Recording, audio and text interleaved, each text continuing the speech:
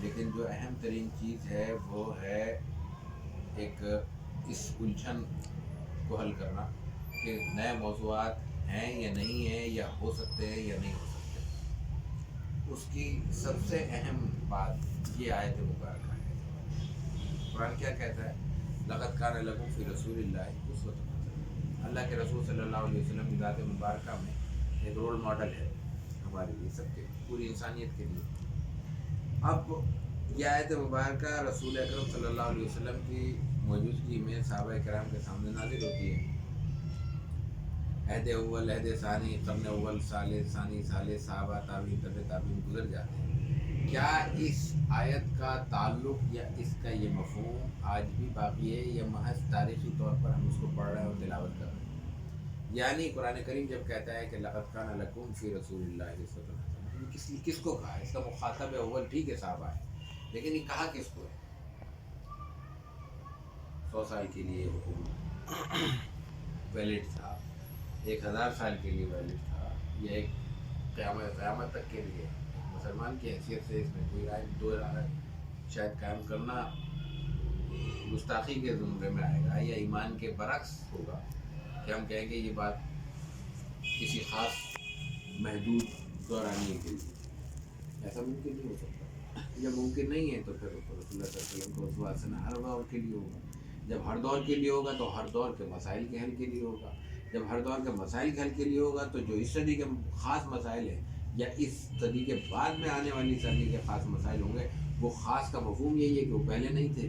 تو جو نئے مسائل ہوں گے تو ان پہ لکھا بھی جانا چاہیے، ان پہ پڑھا بھی جانا چاہیے، اور حل بھی تلاش کیا جانا چاہیے۔ یہی سیرت کے زندہ موضوعات ہیں، یہی ہر دور کے تقاضے ہیں، اور ان کے موضوعات کے حوالے سے ان کی اہمیت ہے۔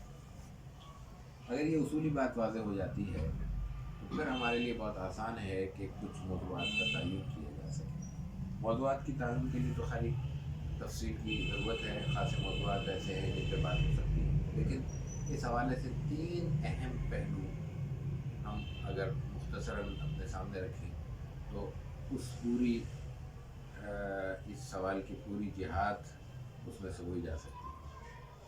پہلی چیز ہے، اور وہ یہ میرا خیال ہے کہ اس کو ہمیں مان لینا چاہیے، یہ ہماری کمزوری کوتاہی ہے۔ پہلی چیز ہے بنیادی اساسی نصوص سیرت کی تدوین۔ آج اتنا ذخیرہ ہمارے پاس ہونے کے باوجود ابتدائی 3-4 صدی کے مصادر اپنی متعینہ نصوص ہمارے سامنے مرتب شکل میں موجود نہیں ہے۔ پہلی صدی کی کوئی کتاب ہمارے سامنے نہیں ہے۔ دوسری صدی میں جو پہلا اصل شکل میں مسودہ ہمیں دستیاب ہوا ہے، حدث ہوا ہے، وہ امام میں سیرت امام محمد بن اسحاق کی سیرت کے چند اجزاء ہیں۔ 3 الگ الگ مخطوطات، الگ الگ حضرات نے ایڈٹ کیے، مزیدی کا نسخہ ہے، سہیل سرکار کا نسخہ، اور ڈاکٹر زیادہ اہم جو سمجھے جاتے ہیں ڈاکٹر حمید مرحوم محفوظ ہے۔ یہ 150-151 ہجری کے شخصیت ہے، اس اور امام زہری کے بنیادی اساسی شاگردوں میں سے ہیں۔ امام زہری کے 3 بڑے نمائندہ ترین شاگرد ہیں، امام محمد بن اسحاق، معمر بن راشد اور موسیٰ بن عقبہ۔ موسیٰ بن عقبہ کی کتاب اصل شکل میں موجود نہیں ہے، لیکن اس کی چیزیں جمع کر لی ہیں۔ معمر بن راشد کی کتاب اب تک جو قدیم ترین مخطوطات دریافت ہو کے شائع ہوئے ہیں اور سامنے آئے ہیں، ان میں سب سے آخری کتاب معمر بن راشد کی کتاب المغازی ہے۔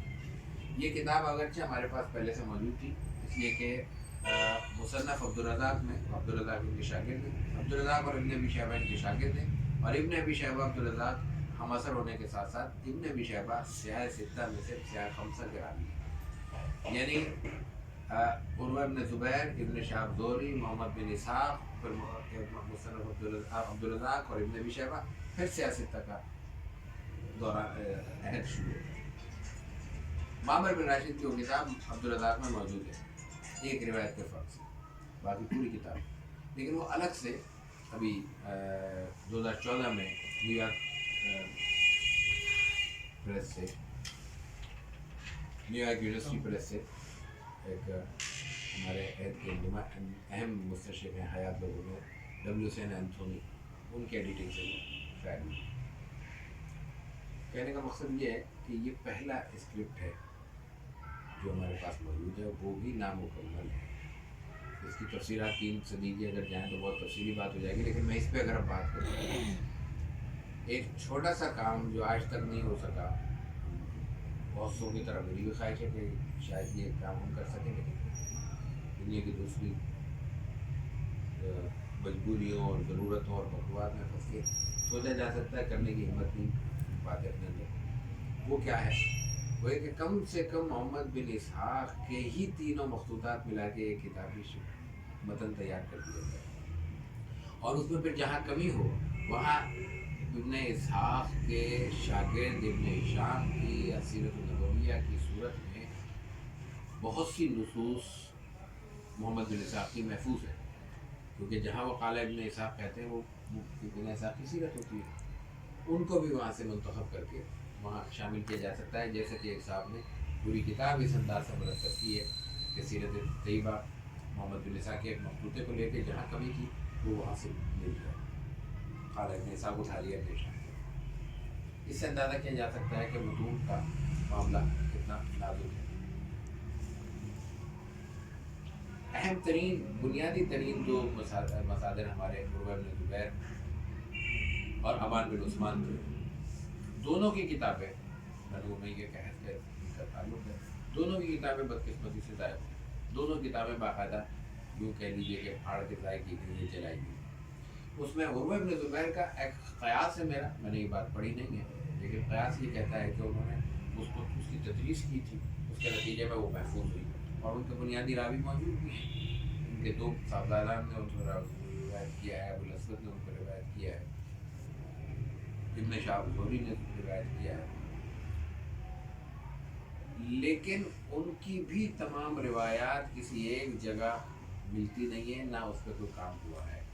ایک صرف ڈاکٹر اعظمی نے ایک راوی سے ان کی چیزوں کو یکجا کیا۔ اس سے اندازہ کیا جا سکتا ہے کہ متون کے سلسلے میں ابھی اتنے موضوعات ہمارے درمیان بکھرے ہوئے ہیں کہ ان پر کام کرنے کی ضرورت ہے، یہ ایک جہت۔ دوسری جہت بہت اہم جہت، وہ سیرت طیبہ کے وہ مسائل ہیں جن سے ہم نے گفتگو کا آغاز کیا تھا کہ آج کے چیلنجز، جدید دور کے چیلنجز کو، ان کے موضوعات کو، ان کے زندہ عنوانات کو لے کر سیرت طیبہ سے رہنمائی حاصل کی۔ مطلب ہم اپنے ہاں جاتے ہیں، ہمارے ہاں مختلف علاقوں میں مختلف مسائل ہیں، اور خاص طور سے سب کانٹیننٹ کا المیہ یہی ہے کہ یہاں ہم اپنے بنیادی اساسی مسائل کو چھوڑ کر ضمنی مباحث میں الجھیں۔ یہاں علاقائی مسئلہ ہے، جغرافیائی لسانی بنیادوں پہ ہمارے یہاں ہندوستان ہو، پاکستان ہو، افغانستان ہو، یہاں پہ مسلسل اکائیاں آپس میں دست و گریباں ہیں۔ افغانستان کی پوری تاریخ دیکھ لیں، پاکستان کی تاریخ دیکھ لیں، ہمارا اسی معاملے میں ایک بات وہ الگ ہو چکا ہے۔ یہ تمام مسائل وہ زندہ مسئلہ ہے نا، یہ اس مسئلے کو اگر سیرت طیبہ کی روشنی میں دیکھا جائے تو بہت آسان ہے۔ نبی کریم علیہ الصلوۃ والتسلیم نے بہت سے معاہدے کیے، ڈاکٹر عبد اللہ صاحب نے اس پہ اشارے کیے کہ ان معاہدوں میں بڑی دلچسپ معلومات کی، اور پھر اسلام کا جو بنیادی مالیاتی نظام میں جو اہم ترین اصول ہے وہ یہ ہے کہ جب آپ علیہ الصلوۃ والتسلیم زکوٰۃ لینے کے لیے یا وصولی کے لیے کسی کو بھیجتے تھے تو آپ کیا کہتے تھے؟ تؤخذ من اغنیائہم وترد الی فقرائہم۔ یہ جو عربی کی یہ جو ترکیب ہے نا، اتنی شاندار ہے، جملے کے مفاہیم کے ساتھ ساتھ مفہوم تو بہت بڑی چیز ہے، اس کی جو بنت کہہ لیں وہ اتنا شاندار ہے، اس میں اتنا لطف آتا ہے کہ مطلب مجھے بڑا مزہ آتا ہے جملے میں۔ آپ کہتے ہیں کہ یہ پیسے تمہارے ہی ہیں، تمہارے مالداروں سے لے کر تمہارے ہی غریبوں کو لوٹا دیے جائیں گے۔ اس کا مفہوم یہ ہوا کہ اصل میں یہ تمہاری مدد کی جا رہی ہے، ہم صرف اگر صحیح معنی میں، درست معنی میں استعمال کریں تو ہم کہہ سکتے ہیں ہم سہولت کار ہیں صرف، اس لیے کہ اس میں ایک باریک اور بات دیکھنے کی ہے کہ مالی امور میں معاشرت باہمی تعاون پر چلتی ہے، اور اگر اونچ نیچ ایک حد سے زیادہ ہو جائے جیسا کہ اب ہمارے ماحول میں نظر آ رہی ہے، تو پھر جو مالدار کہلاتا ہے، مڈل کلاس کی بات کرو، جو مالدار کہلاتا ہے اس کی بقا اور سالمیت اس سے وابستہ ہوتی ہے کہ اس کے علاقے کے غریب اپنی کم از کم ضرورتیں پوری کر رہے ہوں، ورنہ ایک وقت آئے گا کہ اس کا ہاتھ تمہارے گریبان میں جائے گا۔ تو مجھے اپنے گریبان کی سالمیت کے لیے، مجھے اپنی بقا کے لیے ناگزیر ہے کہ میں اپنے علاقے کی ضرورت مندوں کی ضرورتیں اتنی پوری کی حد تک رکھ سکوں کہ وہ میرا گریبان سے محفوظ رکھ۔ یہ ہے تو من اغنیاء وترد الی فقراء، تمہارا مال تمہیں لوٹا دیا جائے گا۔ اور پھر فقہاء نے اسے جو مسائل استنبط کیے کیا کیا، وہ کہتے ہیں کہ جب تک ایک علاقے کی ضرورتیں پوری نہ ہوں اس وقت تک اس علاقے سے زکوٰۃ دوسرے ممبال دوسرے علاقے میں منتقل کرنا جائز ہی نہیں ہے۔ ہمارے یہاں یہ تماشا ہے کہ ایک جگہ سے اٹھا کے دوسری جگہ دیا جا رہا ہے، یہ حکومتی سطح پہ نہیں، عوامی سطح پہ بھی ہے۔ ہمارے اپنے ملازمین ہمارے ضرورت مند ہوں گے، ہمیں ان کی ضرورتیں نظر نہیں آئیں گی، بلکہ الٹا رمضان میں تنخواہیں روک کر یا ڈیلے کر کے یا کوئی اور اس میں رکاوٹ کھڑی کر کے ہم ان سے پیسے سمیٹیں گے اور اس کے بعد جا کے حرم میں دسترخوان لگائیں گے جہاں پہلے پیٹ بھرے بیٹھے ہوئے تھے۔ یہ رسول اللہ صلی اللہ علیہ وسلم نے کیا، یہ ایک مسئلہ ہے۔ اس مسئلے کے حل کے لیے سیرت سے کیا ملتا ہے، میں نے ایک اشارہ کرنے کی کوشش کی۔ ایسے اپنی گلیوں میں کوچوں میں دیکھیں گے ہم کہ ہمارے مسائل کیا ہیں۔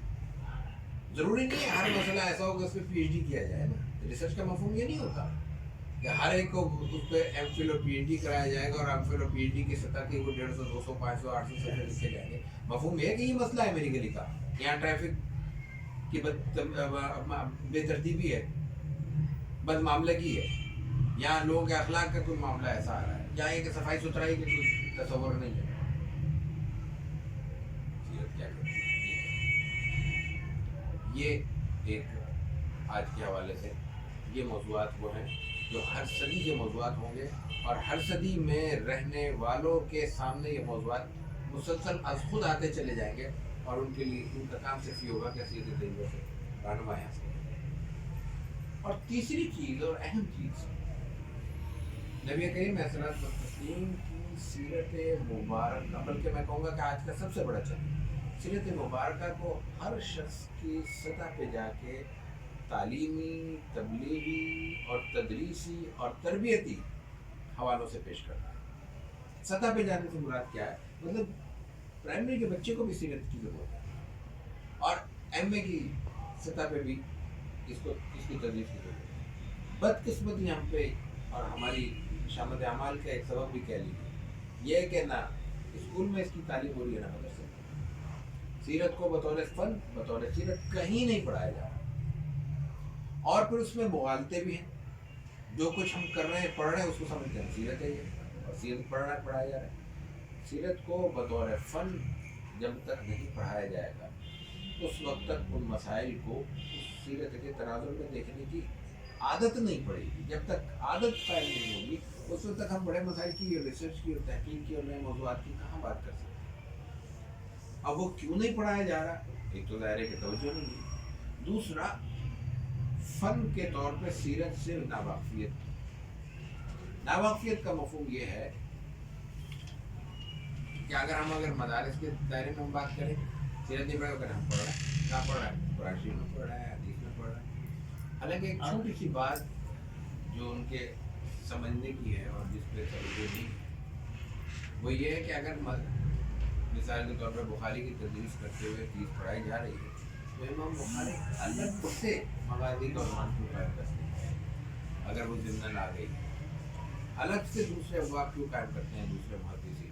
اس کا مفہوم یہ ہے کہ ان کو خود علم ہے کہ جو کچھ ہم نے پیش کیا ہے اس میں ضمن تو سیرت طیبہ کے اشارے موجود ہیں، لیکن وہ بہرحال سیرت ہے۔ اس میں دو باتیں بہت واضح ہیں جن میں فرق نہیں کیا جاتا۔ ایک ہے سیرت طیبہ کا مواد، لوازمہ سیرت، وہ الگ چیز ہے۔ لوازمہ سیرت کی کتب کا پابند نہیں ہے، لوازمہ قرآن کریم میں سب سے زیادہ موجود ہے، پھر کتب حدیث میں موجود ہے، کتب تاریخ میں موجود ہے، کتب ادب میں موجود ہے، کتب انصاب میں موجود ہے، یہ تمام طبقات میں موجود ہے، یہ لوازمہ ہے۔ لیکن اس کے بعد اس کی وجہ سے اب جاہز کے البیان میں سیرت کے لوازمہ موجود ہے، لیکن ہم یہ نہیں کہیں گے کہ جاہز کی کتاب سیرت ہے، وہ کتاب ادب ہے۔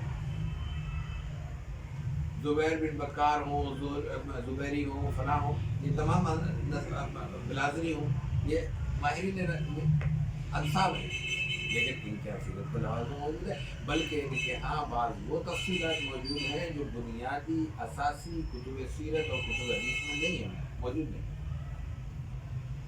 تو سیرت طیبہ کے حوالے سے موضوعات کی اگر ہم بات کریں تو اہم ترین عنوان یہ ہے کہ ہم سیرت کے عنوانات اور سیرت کے مباحث کو طلباء کی مختلف سطحوں کا خیال رکھتے ہوئے ان تک پیش کریں، اور ان کے لیے تدریسی نوعیت کی جو ضرورتیں ہیں ان کی بھی تیاری کریں، ان کی تکمیل کریں، یعنی کتب ہر سطح پہ۔ سیرت طیبہ کے بہت سے اعجاز ہیں فن کے، لیکن سب سے بڑا اعجاز یہ ہے کہ واحد چیز ہے دنیا کی قرآن کریم کے بعد جو ہر شخص سے اس کی سطح پہ مخاطب ہوتی ہے۔ قرآن کریم واحد کتاب ہے اور رسول اللہ صلی اللہ علیہ وسلم کی سیرت واحد ہے، ورنہ ایک بڑا پولیٹیشین ہے، اس کی آٹو بایوگرافی ہے، مجھے اس سے کیا دلچسپی؟ مجھے پولیٹکس سے اگر کوئی دلچسپی نہیں ہے، میں اس کو بطور قصہ بطور کہانی بھی شاید نہ پڑھوں۔ اگر کوئی بڑا بزنس مین ہے، اس کے اپنے کاروباری زندگی کے بڑے تجربات ہیں اور ان کی تجربات ہیں، اچیومنٹس ہیں، کامیابیوں کے اس نے انبار لگا دیے، وہ اپنی داستان لکھتا ہے، مجھے کیا کرنا ہے؟ مجھے ایسا شاید جس کے ہاتھ میں شاید کاروبار کی لکیر ہی نہیں ہے، میں تو اس طرف جاؤں گا ہی نہیں، میں تو کر ہی نہیں پاتا، میرے لیے بس کا ہی نہیں ہے کہ میں کوئی کاروبار کر سکوں۔ ایسے ہی کوئی ملازمت پیشہ شخص ہے، اس کی زندگی میں کسی پڑھنے لکھنے والے کو کیا دلچسپی ہوگی، کسی پڑھنے والے ریسرچ کے آدمی کو کسی عام کوئی کسی شعبے سے وابستہ کسی انجینئر، کسی ڈاکٹر، کسی لائر سے، کسی جج سے، اور اس کی لائف سے کیا دلچسپی ہوگی؟ تو یہ مختلف زاویے ہیں، مختلف دائرے ہیں، اس لیے کسی کتاب کے بارے میں یہ نہیں کہا جا سکتا کہ وہ بیک وقت کسی ایک سطح کے لوگوں کے علاوہ کسی سے مخاطب ہو۔ پھر یہ تو ہے نا اس کو جو ہے نا موضوعاتی اعتبار سے ہم نے کیٹیگرائز کیا، لیکن پھر ایک لیول ہے پرائمری کے بچے کا، پرائمری کی سطح کی جب کتاب میٹرک کی سطح کے کسی بھی اسٹوڈنٹ کے سامنے آتی ہے، اس کو کوئی دلچسپی نہیں ہوتی، وہ پڑھ چکا ہے یا ویسے ہی جانتا ہے وہ سب چیزیں، وہ اس کو بچوں کا کھیل سمجھتا ہے، خود بچہ ہے لیکن وہ بچوں کا کھیل سمجھتا ہے۔ میٹرک کی سطح کی کتاب آپ کے ہمارے سامنے آئے گی، ٹھیک ہے پڑھ دو، پڑھا دو، ہمیں اس کو کوئی دلچسپی نہیں ہوگی۔ قرآن کریم پرائمری کا بچہ بھی پڑھ رہا ہے، میٹرک کی سطح کا بھی پڑھ رہا ہے، ایم اے بھی پڑھ رہا ہے، پی ایچ ڈی بھی پڑھ رہا ہے، اور اس کے بعد آئنسٹائن تک کا دماغ کسی کو لا کے دے دیں وہ بھی اسے پڑھ رہا ہے، وہ اپنی سطح میں استفادہ کر رہا ہے یا اپنی سطح میں استفادہ کر رہا ہے، کوئی لفظوں سے محظوظ ہو رہا ہے، کوئی ترکیبوں سے محظوظ ہو رہا ہے، کوئی جملوں سے محظوظ ہو رہا ہے، کوئی اس کے مضامین سے، اور پھر دوسرا آتا ہے پھر اس سے استنباط کر رہا ہے، کوئی اپنے مسائل کا حل ہو رہا ہے۔ یہی بات بیانی سیرت طیبہ کے حوالے سے ہے۔ تو اس بات کو بنیاد بنا کر سیرت کی تدریس کے لیے، اور سیرت کو تدریس سے مراد تدریس، رسمی تدریس اور غیر رسمی تدریس کے لیے ہمیں تیاری کرنی ہوگی۔ یہ آج کا ہمارا سب سے بڑا چیلنج ہے، بڑے بڑے موضوعات کو چھوڑ کر میرے خیال میں یہ سب سے بڑا چیلنج ہے، اور اس چیلنج کی اہمیت اس لیے بھی زیادہ ہو جاتی ہے کہ رسول اللہ صلی اللہ علیہ وسلم کے بعد صحابہ کرام کا معمول سیرت کو بیان کرنے کا تھا اور سیرت کی مجالس سجانے کا تھا، جس کا آج ہمارے یہاں کوئی تصور نہیں، کم سے کم کے درجے میں ہم اس سنت کی تاریخ ہے، ہمارے یہاں کہیں کوئی نشست، کوئی مجلس سیرت کے بیان کے لیے نہیں ہو رہی۔ یہ اب پھر یونیورسٹیز میں کچھ ہو گیا ہے، کسی درجے میں چلے دیکھیں صلی اللہ علیہ وسلم تو ہو رہا ہے، ٹھیک ہے، بہت کوئی عالمانہ گفتگو نہیں ہو رہی ہے، بہت فاضل لوگ ہمارے درمیان اب نہیں رہے جن سے ہم استفادہ کر سکیں، لیکن بہرحال جمع ہو رہے ہیں، بہرحال سیرت طیبہ کا ذکر آ رہا ہے، اس کے اپنے مسائل ہیں، ان کے الگ چیلنجز ہیں، وہ اپنی جگہ، اس لیے کہ ابتدائے عہد میں حضرت ابن عباس رضی اللہ عنہ سے لے کر دیگر جلیل القدر صحابہ کرام تک، حتیٰ کہ صحابیات تک، عہد صحابہ میں معمول سیرت طیبہ کے اندر ایک روایت آتی ہے کہ ایک خاص قبیلہ تھا، اس کے کچھ افراد تھے، وہ غزوے میں رسول اللہ صلی اللہ علیہ وسلم کے ساتھ شریک ہوئے اور پھر وہ زخمی بھی ہوئے اور بیمار بھی، ان کو چوٹیں بھی آئی، پھر سے اللہ نے صحتیاب کیا. کہتے ہیں وہ 30 کے قریب حضرات صحابہ بڑے عرصے تک حیات رہے. ان کا معمول یہ بیان ہوا ہے تاریخی کتب میں کہ وہ ہر جمعے کو نہا دھو کے سفید کپڑے پہن کے مسجد نبوی میں آ جاتے تھے اور سیرت کا درس ہوتا تھا. ذہنی سیرت کے سوالات ہوتے تھے، لوگ پوچھتے تھے اب کیا ہوا کیا ہوا. مختلف صحابہ کا ذکر آتا ہے کہ وہ اپنی اولادوں کو پڑھاتے ہیں. حضرت سعد بن ابی وقاص مشہور صحابی، ان کے پھر بیٹوں نے، پھر ان کے پوتوں نے، پھر ان کے پوتوں نے کتابیں لکھی سیرت تک، ان کا مغازی کا سلسلہ آگے بڑھا. ایسے کئی حضرات ہیں جن کا ذکر ملتا ہے کہ باپ نے پڑھایا، پھر ایک نسل چھوڑ کے پھر اس کے پوتے نے دادا کے ان کی کتاب کو آگے بڑھایا. سیرت کے حوالے سے جو مغازی کی 40-50 کتابوں کا ذکر ملتا ہے وہ یہی تفصیل تھی. وہ بنیادی کتاب ایک ہی ہے. ایک شخص نے اپنے معلومات جمع کی اور اس کو تدرسن آگے پڑھایا، لوگوں نے نقل کر کے اس کو آگے منتقل کیا. پھر دوسری نسل، تیسری نسل میں اس میں مزید اضافے ہوئے، پھر ایک اور کتاب تیار ہو گئی. پھر 2-3 نسلوں کے بعد اور کتاب تیار ہو گئی. ہمارے سندھ سے تعلق تھا، اس کے بعد پھر وہ وہیں حجاز میں ہی رہے. ابو معاشر سندھی بڑا مشہور نام ہے سیرت نگار، مغازی کے آدمی، مغازی پہ کتاب المغازی بھی تو منسوب ہے. ان کے بیٹے روایت کرتے ہیں کتنا آپ کا تعلق سندھ سے تھا، آپ کا نہ کوئی موضوعاتی دلچسپی نہ آپ کے ساتھ کوئی تابع تعبیر میں سے آئی، تو آپ کا سیرت سے کہاں شغف پیدا ہوا اور آپ کیسے سیرت کے حوالے سے جانے، آپ کا تعارف بنا سیرت ایسا کیسے ہوا؟ پہلے کہ ہم مسجد نبوی میں ہوتے تھے، یہاں تعبیر کی نشستوں میں سیرت کی گفتگو ہوتی تھی، میں سنتے سنتے یاد کرنے لگا اور پھر میری دلچسپی پیدا ہو گئی، میں نے وہ چیزیں جمع کرنا شروع کر دی. یہ ماحول نہیں. خواتین کا ذکر ملتا ہے، کئی خواتین جو وہاں پہ غزوات میں شریک ہوتی تھی، کسی نے مرم پٹی کر دی، کسی نے دواداروں کی، تیمارداری کی، یا کوئی اور مصروفیت ان کی ہوتی تھی، وہ پھر بیان کرتی تھی ہم نے فلاں کیا فلاں کیا فلاں کیا. صحابہ پھر اس کو بڑے فخر سے بیان کرتے تھے اور یہ اہتمام کر کے بیان کرتے تھے کہ یہ جو میں کہہ رہا ہوں یہ کوئی اور نہیں بتائے گا تمہیں. اس کا مفہوم تھا کہ وہ اپنی اہمیت بتاتے تھے کہ ہماری ہم سے یہ بات محفوظ کر لو. ایک صحابی رسول اللہ صلی اللہ علیہ وسلم مشہور واقعہ ہے، احد میں آپ زخمی ہوئے تھے، اللہ نے مبارک شہید بھی ہوئے، آپ کے چہرہ انور پہ بھی زخم آیا. حضرت فاطمہ الزہرا رضی اللہ تعالیٰ عنہ نے آپ کے زخم کو مرم پٹی کی، جو اس وقت کا رواج تھا کہ وہ چٹائی وٹائی کو جلا کے راکھ بنا کے وہ زخم میں بھر دیتے تھے تو خون رک جاتا تھا. یہ عمل حضرت فاطمہ نے کیا. اوپر اور ایک صحابی تھے جو آپ کا پانی سے مشکلیں سے پانی ڈال رہے تھے، آپ کے چہرہ حضرت فاطمہ صاف کر رہی تھی. یہ پوری کیفیت ایک صحابی بیان کرتے ہیں اور وہ کہتے ہیں کہ یہ بات دیکھنے والا میں آخری آدمی ہوں. اس موقع پہ جو اور لوگ تھے وہ دنیا سے رخصت ہو گئے ہیں. اب مجھ سے یہ بات یاد کر لو کہ اس وقت یہ ہوا تھا اور مجھے معلوم ہے، بولے اس کے ساتھ کہ مجھے معلوم ہے کہ آپ کا علاج کیسے ہوا تھا اور آپ کی مرم پٹی کیسے ہوئی تھی. تو یہ چیزیں ہیں رسول اللہ صلی اللہ علیہ وسلم کے حوالے سے اس وقت کے ماحول کی، یعنی اس وقت سیرت بیان کرنے کے حوالے سے لوگوں کا مزاج، لوگوں کا ذوق، لوگوں کی دلچسپیاں، سننے اور سنانے والوں کی خواہش تھی کہ وہ اس کو سنائیں، سننے والوں کی خواہش تھی کہ اس کو سنیں.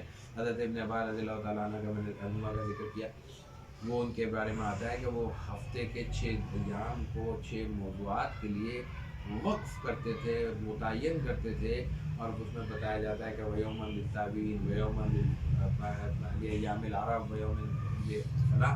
ایک دن لغت عرب بیان کرتے تھے، ایک دن ادب کے قصے بیان ہوتے تھے، ایک دن تعویل کا مفہوم یعنی تفسیر قرآن کریم بیان کرتے تھے.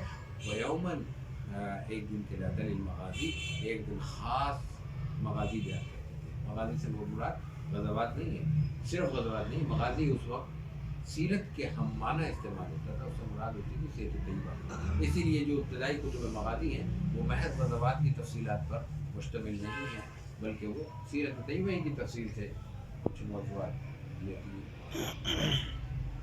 اصل چیز جو ہماری دلچسپی کی ہونی چاہیے وہ ایک بڑا عجیب سا پہلو ہے جو ہماری مجموعی طور پر مذہبی فکر سے شاید نظر انداز ہے. وہ یہ ہے کہ ہم بیان بھی مذہب کے کسی پہلو پر سیرت اس میں شامل ہے، اس کو بیان بھی اس طرح کرتے ہیں جیسے شاید یہ کسی سے دلچسپی ہم لینا چاہتے ہیں، کسی کی دلچسپیوں کو یا ان کے دلچسپی کے محور کو ادھر ہم لے جانا چاہتے ہیں۔ دنیا میں لینے اور دینے کا ایک انسانی نظام قائم ہے، اس نظام کو ہم میں سے کوئی شخص تبدیل نہیں کر سکتا۔ وہ نظام یہ ہے کہ جس شخص کو جس چیز کی طلب ہوگی وہ اس طرف جائے گا۔ میں اگر ضرورت محسوس کروں گا تو مجھے اپنی ضرورت کے مطابق خود ہی بھاگ دوڑ کرنی ہوگی، اور میں اپنی دلچسپی کے مطابق وہ بھاگ دوڑ کروں گا اور اپنی ضرورت پوری کرنے کی کوشش بھی کروں گا۔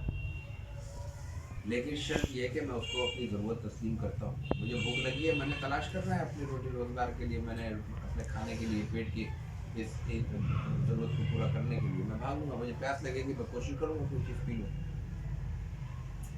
لیکن مذہب کے معاملے میں ہماری کوتاہی یہ ہے کہ ہم لوگوں کو یہ باور نہیں کرا سکے کہ یہ ہماری ضرورت ہے۔ ہم وہ چیز جو ان کو طلب کرنی چاہیے وہ بھی ہم خود طلب کر رہے ہوتے ہیں۔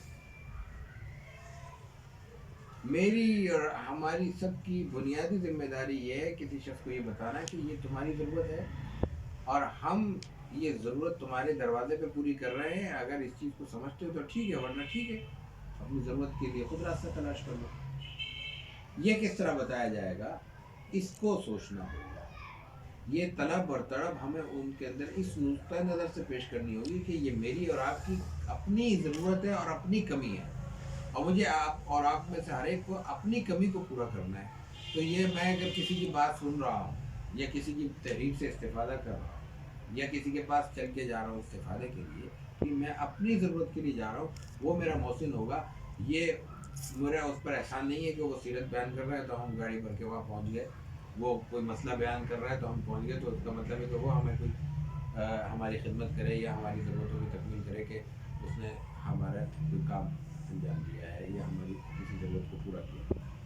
تو جب اس نقطۂ نظر کو ہم پیش کریں گے تو پھر سیرت کی بات نہیں ہے، کوئی بھی مذہبی عنوان ہوگا اس کے لیے گنجائش پیدا ہوگی، لینے کی ایک خواہش پیدا ہوگی، اور اس کے نتیجے میں انسان جب متوجہ ہوگا تو پھر نتائج بھی کسی نہ کسی درجے میں آئیں گے۔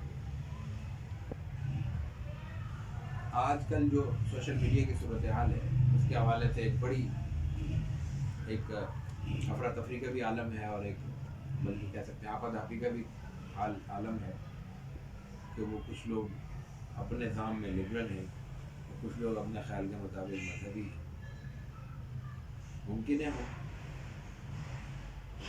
ممکن ہے نہ ہو ایسا، لیکن جو مذہب سے کسی نہ کسی درجے میں بیزاری کا اظہار کرنے والے لوگ ہیں،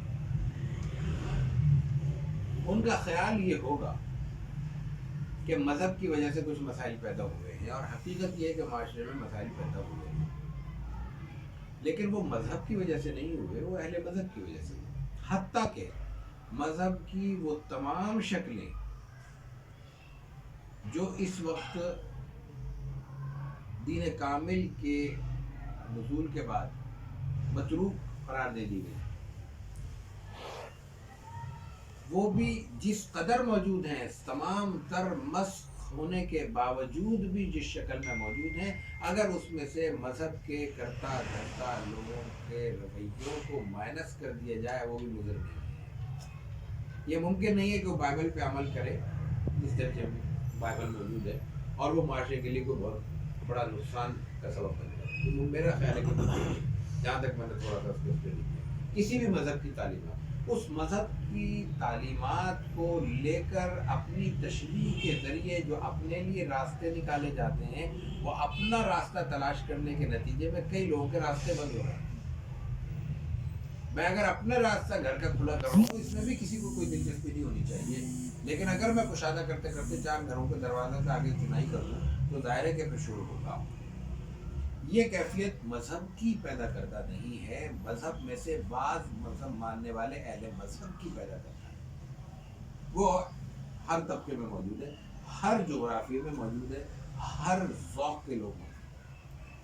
اگر ان کو بنیاد بنا کر مذہب کو نشانہ بنایا جا رہا ہے تو اس کا مفہوم یہ ہے کہ ہم بیماری کی اصل تشخیص یا تو کر نہیں رہے یا کرنا نہیں چاہتے، اور جب تک اس کی تشخیص نہیں کریں گے اس کے نتیجے میں نہ اطمینان حاصل ہو سکتا ہے، نہ کسی لبرل کو سکون مل سکتا ہے۔ اس لیے کہ مذہب بنیادی طور پر ہر انسان کی پکار ہے۔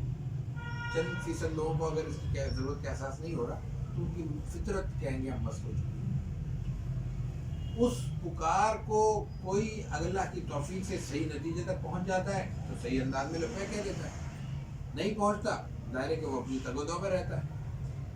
لیکن یہ کہنا کہ مذہب انسان کی زندگی سے کلیتاً مکمل طور پر مائنس کیا جا سکتا ہے، یہ امر واقعی کے خلاف ہے، انسانی تجربے کے خلاف ہے، انسانی مشاہدے کے ہر پہلو سے اس بات کو رد کیا جا سکتا ہے یا اس بات کے خلاف دلائل دی جا سکتی ہے۔ اب اس بات کو اگر ہم باور کر لیتے ہیں تو اس کا نقصان یہ ہوگا کہ ہم ایک فطری اور بنیادی جبلی داعیے کو ختم کرنا چاہتے ہیں، جو کسی صورت ختم نہیں ہوگا۔ تو وہ بجائے اس کے کہ وہ اپنے صحیح راستے پر جایا ہے، جس کو ہم کہتے ہیں اعلیٰ سبیل المعتاد جائے، وہ کسی غیر فطری راستے سے اپنی نکاسی کا راہ نکالے گا، اور نتیجہ یہ ہوگا کہ پھر مسائل بڑھیں گے، مسائل کم نہیں ہوں گے۔ تو یہ وہ چیزیں ہیں جن کو ہم سیرت طیبہ کی روشنی میں ہمیں دیکھنا چاہیے اور اس مسئلے کو حل کرنے کی کوشش کرنی چاہیے۔ آخری بات اور عرض کر دوں، ذہن میں آ گئی کہ سیرت طیبہ کے مطالعے میں اہم ترین چیز جو آج ہمیں محسوس ہو رہی ہے وہ ہے فقہی یا تشریعی مسائل میں سیرت طیبہ کا استعمال یا سیرت طیبہ سے رہنمائی۔ ہمارے فقہی دائرے میں جو اہم ترین چیز ہے فقہی متون کے بعد وہ سیاست بنتی ہے۔ حدیث کی یہ تمام کتب ایک خاص فقہی ذوق کے زیر اثر مرتب کی گئی۔ اس کی وجہ سے ان کا بنیادی اور اساسی کام فقہی مسائل کے حل کے لیے رہنمائی ہے۔ ان میں اسی بنیاد پہ امام بخاری سے سن لیں، امام مسلم کا منہج دیکھ لیں، دوسرے ائمہ کبار کا منہج دیکھ لیں، انہوں نے ایک خاص مسئلے کے حل کے لیے رسول اللہ صلی اللہ علیہ وسلم سے جو ہدایات ملتی تھی ان کو مختلف احادیث سے منتخب کیا، بعض جگہ طویل روایات کے ایک ایک حصے کو لے کر وہاں پہ جڑا ہے۔ اس کا نتیجہ یہ ہے کہ ایک حوالے سے مثلا فقہ ابواب میں طہارت سے متعلقہ امور ایک جگہ ہو گئے ہیں، تقریباً بڑا ذخیرہ ایک جگہ مل جاتا ہے، لیکن وہ بات ایک خاص واقعے کا ایک حصہ بھی ہو سکتی ہے، ممکن ہے مکمل ہو بات، ممکن ہے ایک بڑی بات کا ایک حصہ۔ اگر یہ بات مکمل ہے تو ٹھیک ہے، اور اگر کسی طویل واقعے کا ایک حصہ ہے تو وہ واقعہ اور اس کا پس منظر سیرت بیان کرے گی، وہی سیرت ہے۔ سفر پہ جا رہے ہیں، آپ راستے میں ہیں اور آپ نے اس موقع میں پڑاؤ اختیار کیا، کوئی صاحب سے ملنے والا آیا، آپ نے اس کے سامنے ایک جملہ بولا، اب یہ اس کا ایک پس منظر ہوگا۔ جیسے شان نزول ہوتا ہے ایسے شان ورود کے حوالے سے، اسباب النزول کے حوالے سے بھی، اسباب الورود کے حوالے سے بھی کتابیں لکھی گئی ہیں، لیکن میرا خیال ہے کہ اس طرح کام نہیں ہوا جس طرح کے ہونا چاہیے تھا۔ ان چیزوں کو اگر ہم پیش نظر رکھیں تو پھر اس واقعے کا صحیح پس منظر۔ فقہ بنیادی طور پر قانون کی چیز ہے۔ قانون کے دائرے میں سب سے اہم چیز ہوتی ہے کسی بھی واقعے کو جزیات کی صورت میں اس طرح منضبط کر دینا کہ اس کے نتیجے میں سننے والے کی نہ صرف یہ تشفی ہو جائے بلکہ اس سے متعلقہ افراد اور امور میں بھی کوئی امکانی طور پہ کوئی تردد یا تذبذب باقی نہ رہے، یعنی اس کو بڑا کھینچ کر اور گھیر کر محدود کیا جائے۔ اس کے نتیجے میں گنجائشیں کم ہو سکتی ہیں اور ہوتی ہیں، وہ اپنی جگہ اس کا فقہ کا دائرہ ہے، لیکن اس کے نتیجے میں ایک مزاج بھی بنتا ہے۔ وہ مزاج جو ہے وہ فقہی امور، وہ فقہی احکامات، وہ فقہی توجیحات، وہ فقہی توضیحات، وہ فقہی جزیات، وہ شریعت کا حصہ ہے، اس میں تو کوئی دو رائے نہیں ہے، اس میں جتنی گنجائش ہے وہ ہے، لیکن اس کے نتیجے میں تشکیل پانے والا جو ذہن ہے اس ذہن کو بیلنس کرنے کے لیے سیرت کا مطالعہ ضروری ہے. اس کے نتیجے میں اس کے ذہن کو وہ امکانات ملیں گے جو سیرت دے رہا ہے، جو سیرت دے رہی ہے. ایک چھوٹی سی مثال دے کے بات مکمل کروں، شاید بات واضح ہو جائے. رسول اکرم صلی اللہ علیہ وسلم ایک سفر پہ جا رہے ہیں، سواری ہے، سواری پہ حدج ہے، اس پہ خواتین بیٹھی ہوئی ہیں، صحابی ہیں، وہ خود ہی خانے میں تھوڑا سا آگے بڑھ جاتے ہیں. رسول اللہ صلی اللہ علیہ وسلم کو اندازہ ہوتا ہے کہ جانوروں کی رفتار خواتین کے لیے مضر ہو سکتی ہے یا ان کے لیے ضرر کا، نقصان کا باعث ہو سکتی ہے. تو آپ کہتے ہیں رفقاً بالخواری، رفقاً بالخواری. اب یہ ٹکڑا ہے اور اتنا بڑا، اتنا جامع لفظ ہے کہ اگر اس کا صرف ترجمہ کیا جائے تو بات بھی واضح نہیں ہوتی. رفقاً نرمی کو کہتے ہیں، خواری آپ گینے کو شیشے کانچ کہہ لیں، آپ گینے ہیں ذرا نرمی کرو، کیا بات ہوئی؟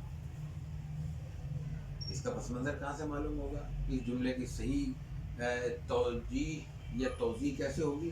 جب یہ واقعہ سامنے آئے گا جو سیرت ہے، اور اس سے پتہ چلے گا کہ رسول اکرم صلی اللہ علیہ وسلم نے یہاں خواتین کو کہا ہے اور رفقاً اس سواری کو ہانکنے والے شخص کو کہا ہے کہ ان کے ساتھ نرمی کا معاملہ کرو، سواریوں کو ذرا تحمل سے چلاؤ، کہیں اوپر بیٹھی ہوئی خواتین کو کوئی زد نہ پہنچے یا زد نہ پہنچے. یہ سیرت کے واقعہ ہے جس نے ایک معاملے کی صحیح صورت ہمارے سامنے پیش کی ہے، اس کے نتیجے میں ہمارے سامنے صحیح شکل آئی. کتنے ہی واقعات ہیں رسول اللہ صلی اللہ علیہ وسلم نے اسٹیٹمنٹ دیا، وہ آپ کا قول ہے، واضح ہے، معلوم ہے، لیکن اس کا پس منظر سیرت بیان کر رہی ہے. اور وہ پس منظر جن لوگوں کے سامنے ان کو کوئی مغالطہ نہیں پیش آتا، جو اس پس منظر سے واقف نہیں ہے، وہ اس مسئلے کی بنیاد پہ جو اسٹیٹمنٹ دیتے ہیں رسول اللہ صلی اللہ علیہ وسلم کی اسٹیٹمنٹ کی بنیاد پر ہونے کے باوجود وہ بعض جگہ لوگوں کے لیے مسائل کا باعث ہوتا ہے، مسائل حل کرنے کا سبب نہیں بنتا. یہ چند باتیں تھیں رسول اللہ صلی اللہ علیہ وسلم کی سیرت طیبہ کے حوالے سے ذہن میں آئی، آپ کے سامنے رکھی. اللہ تعالیٰ قبول فرمائے اور ہمیں رسول اللہ صلی اللہ علیہ وسلم کی سیرت سے قلبی